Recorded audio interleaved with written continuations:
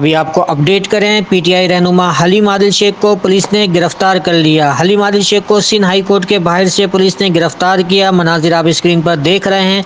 इससे पहले हलीम आदिल शेख वुकला समेत chief justice Sindh high court की अदालत में पहुंचे थे और काफ़ी देर इंतजार करते रहे, क्योंकि जमानत के बावजूद पुलिस हलीम आदिल शेख को गिरफ्तार करना चाहती थी। पुलिस ने हलीम आदिल शेख को गिरफ्तार कर लिया।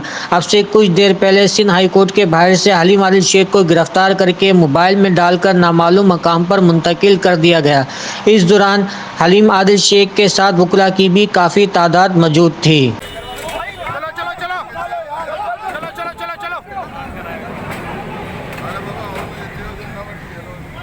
एक बार फिर हम आपको बताते चलें, पीटीआई रहनुमा हलीम आदिल शेख को सिंध हाई कोर्ट के बाहर से अब से कुछ देर पहले पुलिस ने गिरफ्तार करके नामालूम मकाम पर मुंतकिल कर दिया।